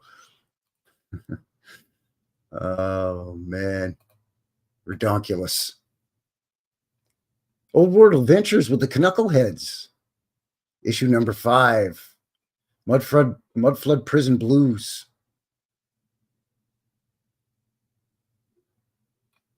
Is this the newest one? Or is there one after this? No, this is the one. Beaver and the Fingers, Innuendo Recording Artists. There you go. Featuring such hits as Mudflood Mayhem Blues and Tartarian Woman, Run Away With Me. So yeah, there you go. Thanks for the reminder. So I told you, you're a creative bunch. You're also a bunch of jackasses, but I dig that about you. So there you go. All right, let's see what we're having a look at here now. Got some pictures. Share these real quick. Again, these are just local, right? So this is outside the Chinese Cultural Center in Chinatown here in Calgary. This isn't my photo, by the way. I pulled this off the interwebs, but you know, your traditional good luck lion. There's one on the other side. This one's crushing the baby. So I guess the other one's crushing the globe, I guess.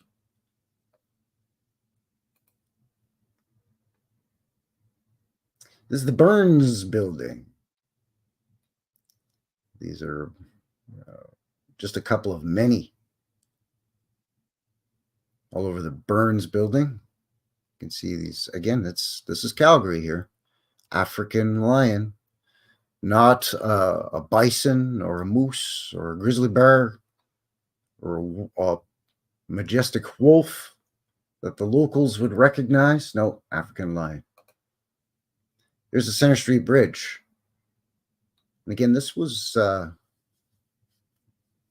this whole episode was inspired by George. He sent me a folder, and in that folder of photos was some of the Center Street Bridge photos, which kind of got a guy's brain going on this whole subject. But you can see here, very beautifully detailed lion. Oh, there's your bison. There's a buffalo for you. Now, why they don't have a full bison up here, and then, you know, a wolf or a bear down here, or a bear up here and a bison here, like, you know, again, you got to have this big, super duper flowing maned African lion up there. This is from the thumbnail. This is a side view of the same lion statues. There's 4 of them perched on top of that Center Street Bridge.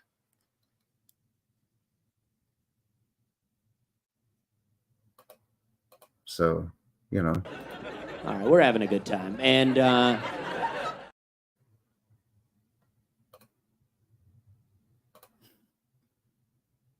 yeah, maybe they did.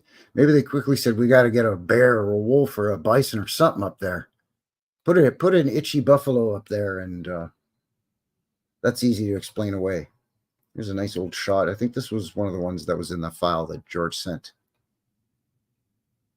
It's the Center Street Bridge, much like it looks today. They still have these little outcroppings with the lights, and so you could stand and, you know, take a picture of the beautiful Bow River here, you know, with these enclosed arched pedways. One wonders if these are they almost resemble like guard stations. Like you'd almost expect to see some black puffy hatted, red coated armed guard in these gates or something. You know what I mean? But yeah, each one of these has a lion. These two facing north, these two facing south as the center street runs north and south. Memorial Drive is just a dirt road down here.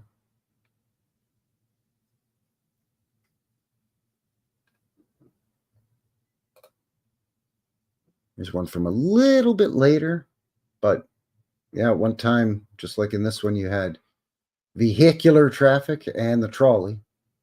So here's a better shot of that. The trolley line here, and then the cars. There's a bison head, but then again, the big lions.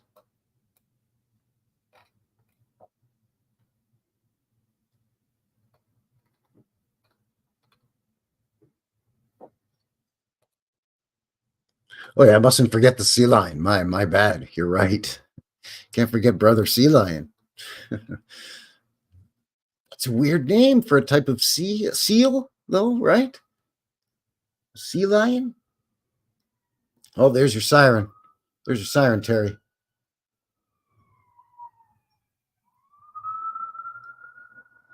course, there's sirens. It's just past 6:30, tail end of rush hour. Somebody's in a hurry to get home. My dinner's getting cold. Anyway, here's a construction photo. I think this was also in the file that George sent. So they're putting a head on the lion because it was assembled in pieces. Obviously, I believe 3 pieces: the front portion, the hind quarters, if you will, which also had the tail, and then the head was put on top. Apparently, for all 4. I'm not seeing a buffalo head. Oh, maybe the buffalo head's there already. Hard to tell. But now, see, this is what I'm talking about when I say we already have lions here. Big, huge, scary, powerful lions. You want to portray power,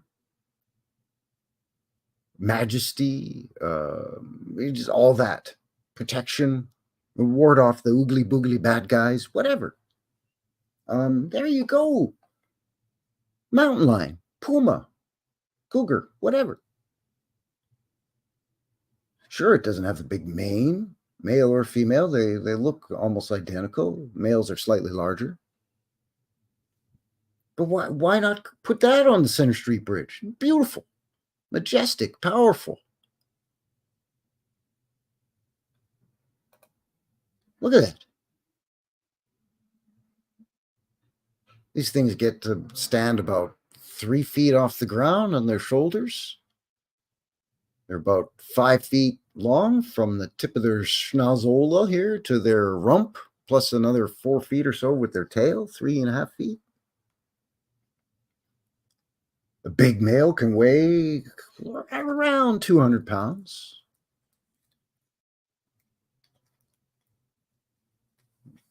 Got the big retractable claws, just like Mr. Kitty Cat in your living room, maybe curled up in your lap right now. I don't know. Maybe Mr. Fluffy's just chilling with you there while you're watching the New West Reset live stream. I don't know. But this bugger's retractable claws are like 4 inches long. Its canines are about 4 inches long too. This thing will kill a man, no problem. One of these. Doesn't take 5 on an organized hunt. One of these will take you down. One of these will take down a deer. One of these will take down an elk. Look how big they are. Look at this damn fool hanging out with a couple of them. And this one's just a juvenile.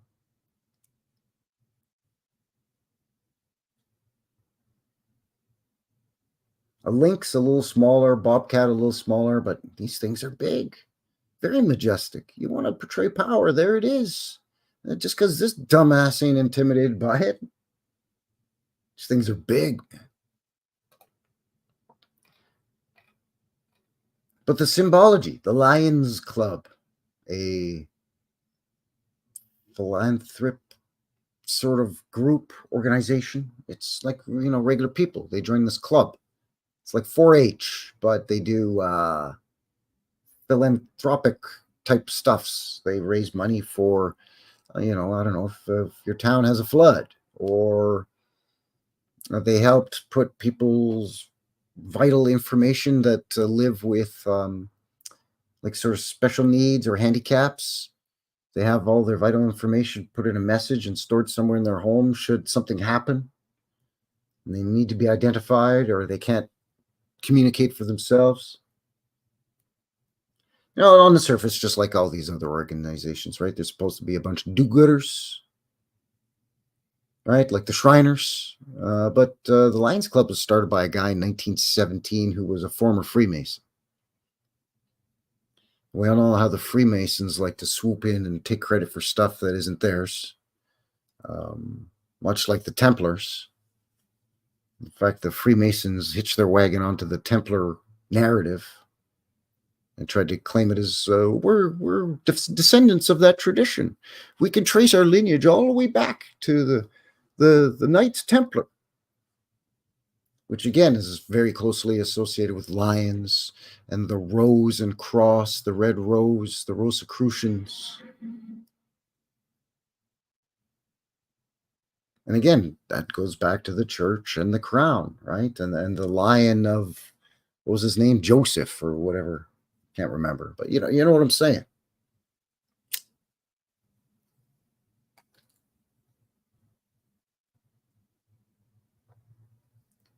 It started in Chicago, Illinois in 1917, and the second big group was started in, I think, Hamilton, Ontario. And then basically it became the Lions Club International after that. And now they're all over the place.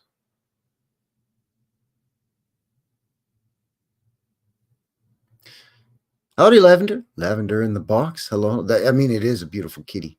Come on. That's a beautiful animal right there.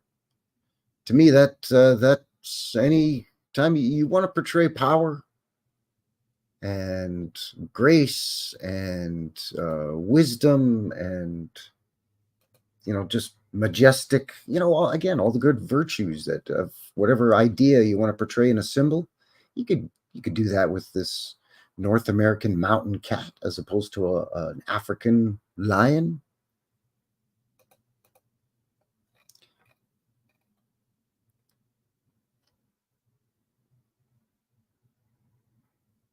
The other thing that's kind of interesting to note is this thing almost takes on the shape of what was the original 4-petaled white rose with the red cross in the middle.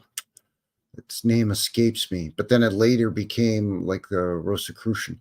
But again, the rose is tied to secrecy, and it's also linked to Venus as well. Venus as in the goddess Venus, right? Which again goes back to Phoenicians and the shell and Venus on the shell. They've taken this powerful symbology and they've just inverted the meaning. But all these flags that have lions on, Ethiopia, Iran, Spain, a lot of them are like the rampant lion, like this, right? The lion up on its hind legs, as they were, like what we in Canada know as the Scottish lion. But even, in Fiji, I guess, because it's anything that's a former British Commonwealth will probably have a lion in it. Sri Lanka, lion with a sword. Alderney, never even heard of that. I don't even know where that is. Bermuda, okay, British Sea. France, with the red claws, and then there's the tongue sticking out. There's the blue tongue sticking out.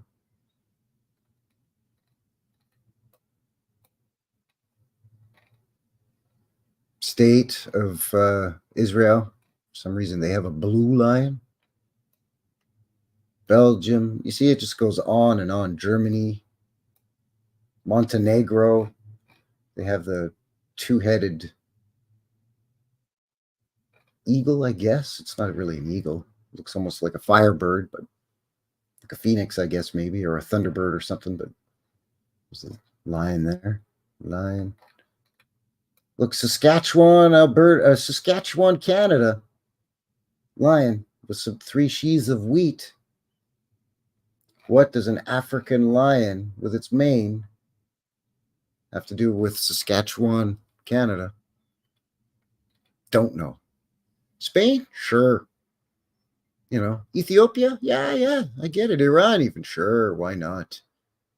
Saskatchewan? Why wouldn't you have a bison? Prince Edward Island. Well, again, I guess Canada, right? The lion. Makes sense. New Brunswick, sure. The Maritimes would have all that stretched out lion.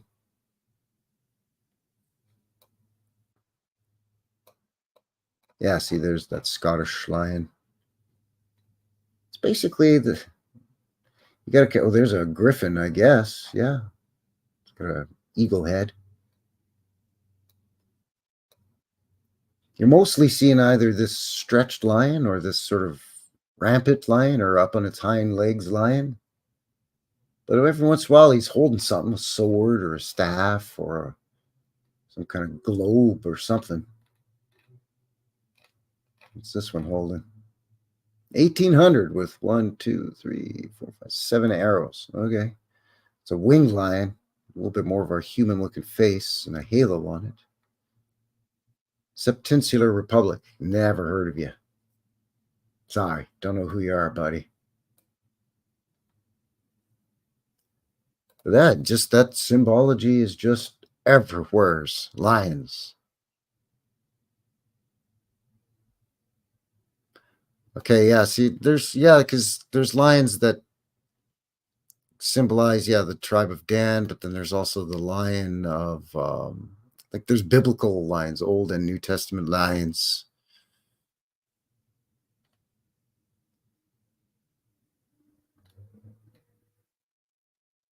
So let's have a look at some local lions just here in Calgary. And this is just me just doing boots on the ground stuff.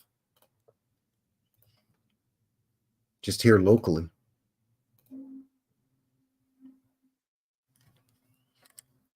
Just going to pause it here and make sure that hear me okay. Because I just edited together a bunch of footage that I'd taken over the years. And so I just muted the sound of me blabbering. So this is that Burns building. That's the first one that we've come up on here. And get the old fingers twiddling away like mad. But you can see that there's an iron and glass sort of, I guess, awning, for lack of a better term, over top of the sidewalk or the walkway there. And it's suspended by iron rods or chains, depending, right? In this case, iron rods. But those iron rods are coming out of the mouths of African lions. Oops.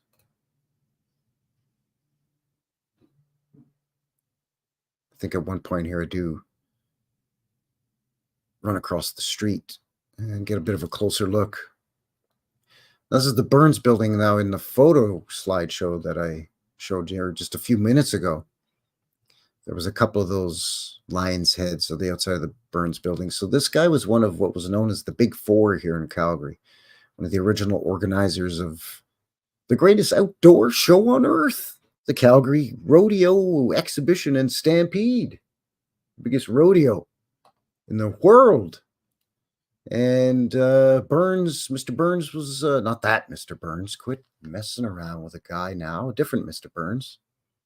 He was a rancher, a cattle man, and beef producer. And this was his building. There was a meat market below, administrative offices and whatnot above. And he was a big highfalutin guy that had to do with the Alberta cattle industry, the cattle trade, but also, beef for consumption as well, right? Cattle breeding and all of that. So why you would have lions on the side of being? Why wouldn't you have bulls, male cows, right?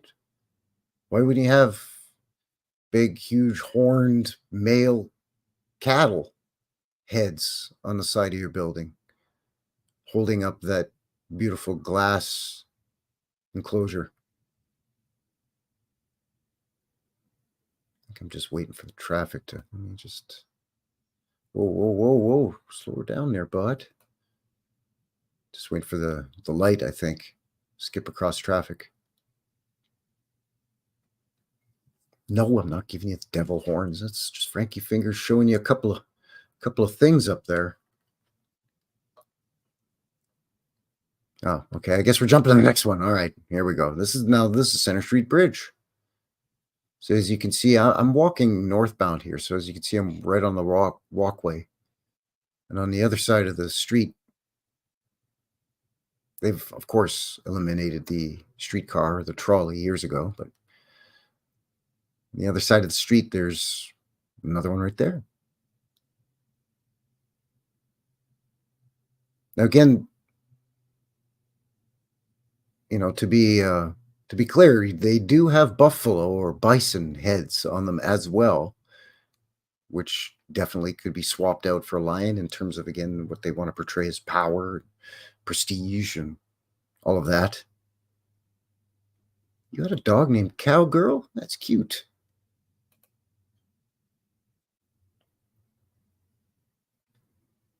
What? Get out of here.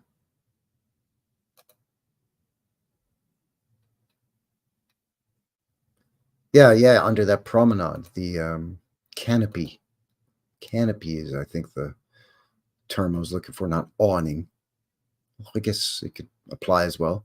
But you can see the lion's pretty good size. And I think earlier in the chat here in the box as well, Vinny had shared the, yeah, there it is. Video where there's one of the lions is down out in front of City Hall now. New City Hall.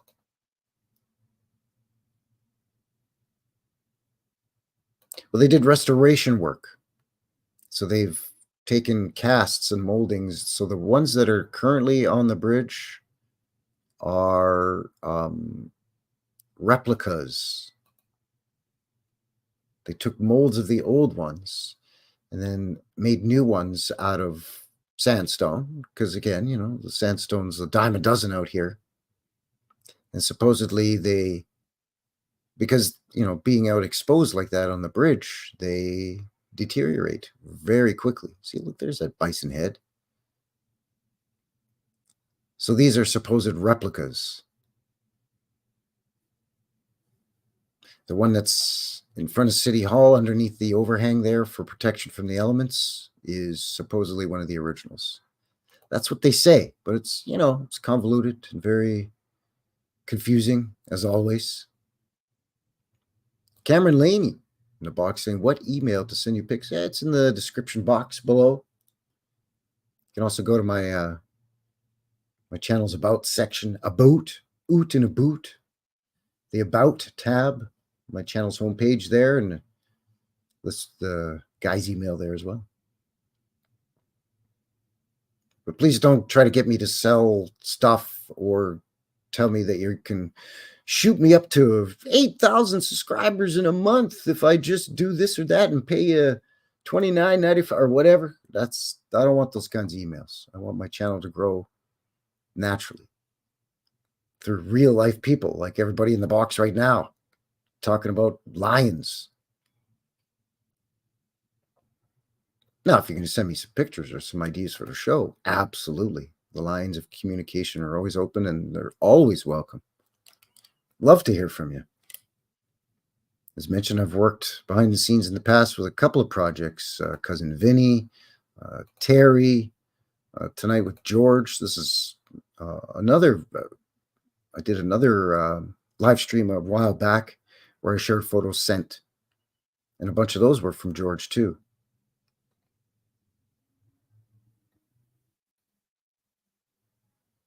So this is the school. Oh, geez, I skipped past all that. Let me just, sorry. So we got the bridge, the 4 lions. Up on the hill is also one of the original lions. I think I pointed at it and wagged my finger at it at some point. on top of the hill beyond the river, just off in the sort of the top right of the frame of the video, there's one of the original lions as well in a park. I haven't gone up there to look at it yet. I want to do that this summer as well.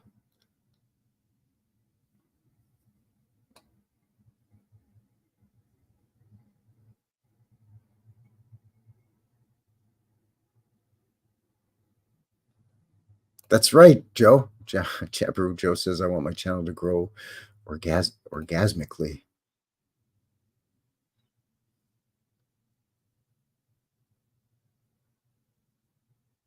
Now, I'm not sure if they've renovated or replaced with replicas the bison heads as well, because supposedly they were all built at the same time out of the same sandstone.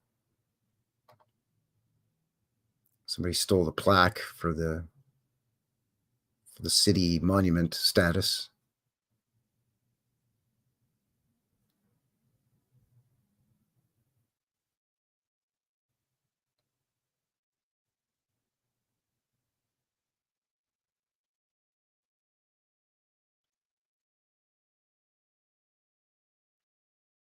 Now, despite all the traffic whipping by, I do have to say it is quite a beautiful bridge. I think the official story is it was built in just before WW1 or maybe just after WW1. I want to say just before. Okay, so this is school. One of the many local schools. You can see there again, you've got sort of a canopy of sorts over the main entrance. This one's arched and suspended by, again, they're either metal rods or chains with the lion's heads. But this is a former school, like a religious school, like a Protestant school. I think it was Angels School, St. John's School, I think, the School of St. John here in Calgary. Supposedly built in 1916 or thereabouts. This is an old, what they tell us is an old apartment building that was built, again, in the mid-19-teens. And there's your double lions, standing guard outside your building for good luck. Now, they're smaller, but they are lion statues. I do have to say, though, they do have about 1 million coats of paint over them. Yeah, I believe that's correct. That was my understanding as well, Resident Properties, yes. I mean, the lions are meant to get your attention. I would agree with that title. Absolutely. But, I mean, they just, now, again, that I'm just with new eyes, for lack of a better term, now every time I see an African lion with the big mane, I'm like, why here in, Calgary, Alberta, Canada, of all places, when it could just as easily be a moose, a wolf, a bear, a bison, hell, even a horse. I mean, a horse practically built the Wild West, right? It was the most valuable commodity, basically. So then this is another school. I think this is Cliff Bungalow School out in the Mission District.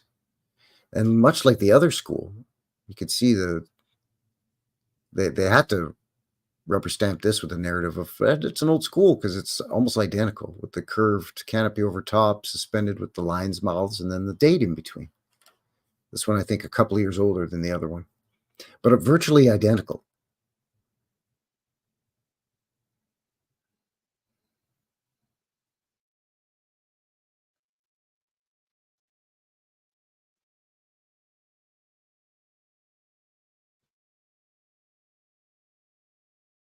So I guess, I mean, I don't know, lions and schools. I don't know. I mean, it's lions in the church, and this is again, a religious school.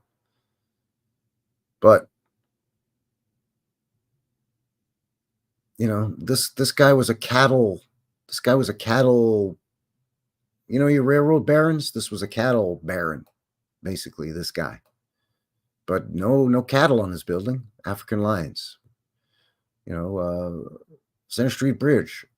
Yeah, they put some buffalo on heads on there, but African lions, 4 big, huge ones. This school, lions' heads holding up that thing. This apartment building, lion statues outside. This school, more lions' heads. And I think there's a couple of others that I didn't put in. I think I found some others. Let me just quickly. No, that was it.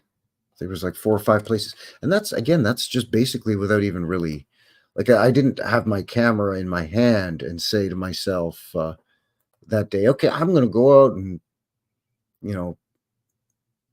gallivant all over Hell's Half Acre, all over the whole city here, looking for lion stuff. Like, this is just stuff that, like, at the time, filming the boots on the ground videos, sure, I thought it was odd that, why would they have a lion's head on the school holding up this chain to hold up this thing above the door? Or why would this beef baron guy have lions instead of, lions' heads instead of cattle heads on his building, right? I think the old Calgary Herald building at one time, which was one of the most decorated buildings in the city of Calgary here, with all kinds of gargoyles and grotesques and all kinds of medallions and reliefs and stuff all over. And even that one, I think, also had lions on it. So, I don't know. It's just very, very strange to me that, well, maybe not so strange when you take into consideration my theory is that they've taken the symbology of the lion and they've tried to tell us that, lions are powerful and strong and this and that. But the male lion, that male African lion, is so lazy, he doesn't do anything really. So they flipped the idea of what the lion is compared to what the reality of the lion is. And they try to paint this picture or show us through these carvings and these architectural details. And they tell us this is what you believe a lion is. So therefore, this is what this represents when we have a lion in front of this building or on top of this school or in front of this bank. It's the inverse or the flip of what a lion really is.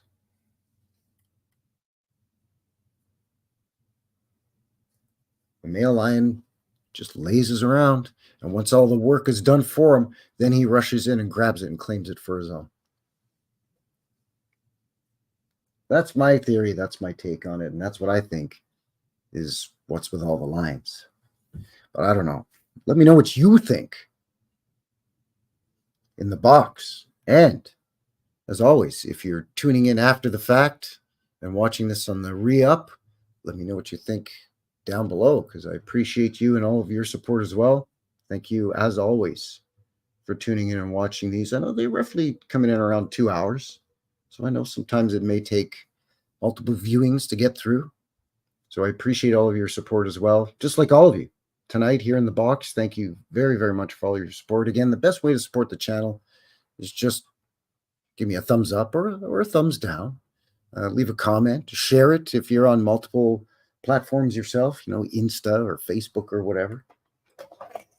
That's the best way. That'll help get the channel out there, and that'll help push me out into the algorithm a little bit, help to get me closer to that 1,500 subs so that I can use that as an excuse to do a meetup, which I'm going to do anyways, even if I don't reach that 1,500 by summer. Come on, let's face it. They're fun, and it's great to get together with you folks and do boots on the ground here in the city. And while you're at it, rather than doing me all the favors of liking and sharing and all that, do yourself a favor too, and just make sure you're still subscribed to all your favorite channels once in a while. There's some funny business going on once in a while with channels unknowingly being, or people unknowingly being unsubscribed from channels. You just don't even realize it until it's kind of like, hey, it's been a few weeks, or oh, it's been a couple of months. I haven't seen anything from this channel. And then you go and look and, hey, I've not subscribed to them anymore. That's weird. So yeah, keep your peepers peeled for those kinds of shenanigans.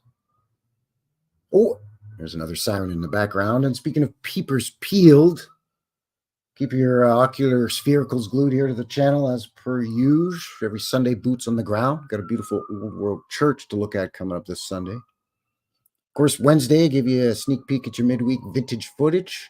some maple sugar harvesting. Man, that siren is loud. Oh, yeah, he's turning the corner right beside into my neighborhood. Ambulance. Great. Hopefully everybody's okay.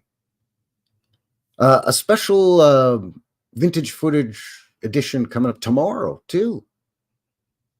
Because of, the St. Patrick's Day weekend.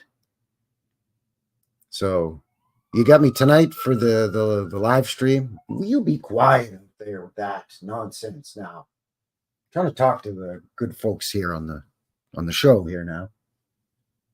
Jeez Louise. Where was I? Tonight, live stream. Tomorrow, a special edition vintage footage. Sunday, boots on the ground. Wednesday, back to your regularly scheduled vintage footage. And then we'll see you here next Friday. That's what I was trying to get at. And once again, as a reminder, links for everything in the description below. Thank you to everybody on Rumble. Thank you to all of you on YouTube. And thanks to everybody who's joined me over on BitChute as well. Got the MeWe page as well. Always posting stuff over there. What's coming up for the channel this summer? Well, besides the meetup in Inglewood and the Mudflood tour, going to go up to Edmonton. Going up to Edmonchuck this summer, the capital city here in Alberta, in central Alberta.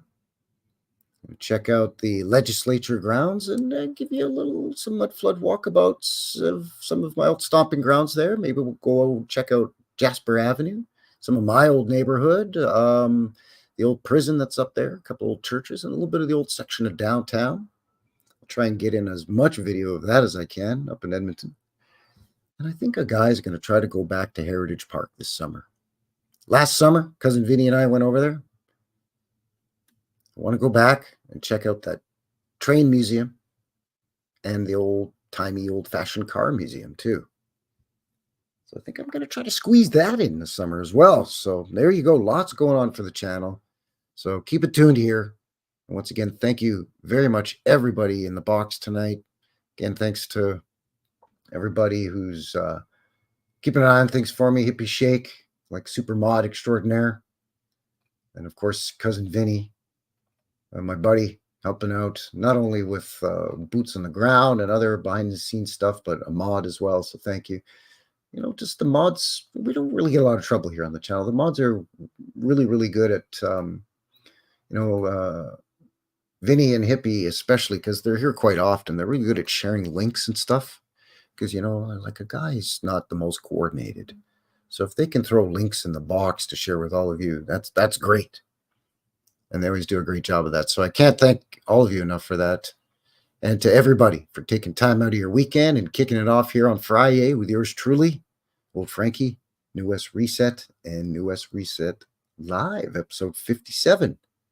What's with all the lions? So thanks, everybody. Take care out there. Have yourselves a good one.